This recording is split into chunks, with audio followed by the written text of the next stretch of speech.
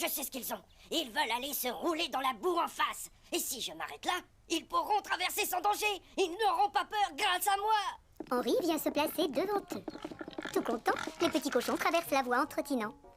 En arrivant de l'autre côté, ils sautent dans les flaques de boue et se roulent dedans. Très vite, ils ne sont plus tout roses, mais marrons. Monsieur Trotteur est rouge de colère. Je voulais que mes cochons soient propres pour aller à la foire. Oh là là, la gaffe. C'est terrible. Monsieur Trotteur est furieux. Je ne l'ai pas aidé du tout.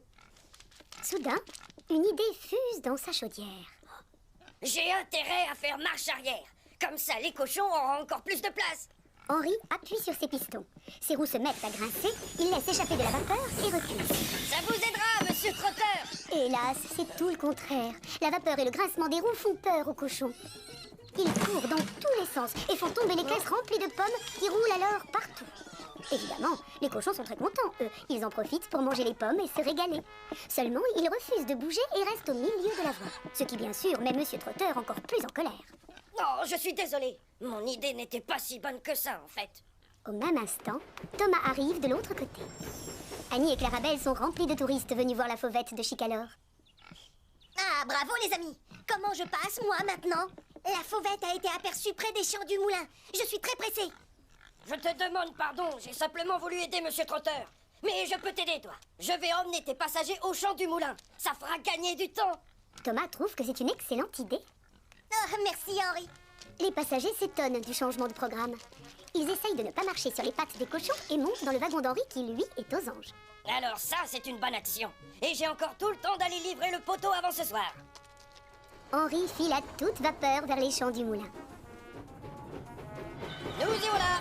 Soyez gentils avec l'oiseau. Les passagers sont fous de joie. Ils descendent du wagon sans faire trop de bruit pour ne pas effrayer la fauvette. Ce serait dommage qu'elle s'enfuit maintenant. De son côté, Henri est très content. Tout est parfait. J'ai été efficace. J'ai fait ma bonne action. Il siffle bien fort pour dire au revoir aux touristes. Et c'est la catastrophe. Un magnifique oiseau s'envole à tire-d'aile et s'élève haut dans le ciel, puis il disparaît. C'était la fauvette de Chicalor.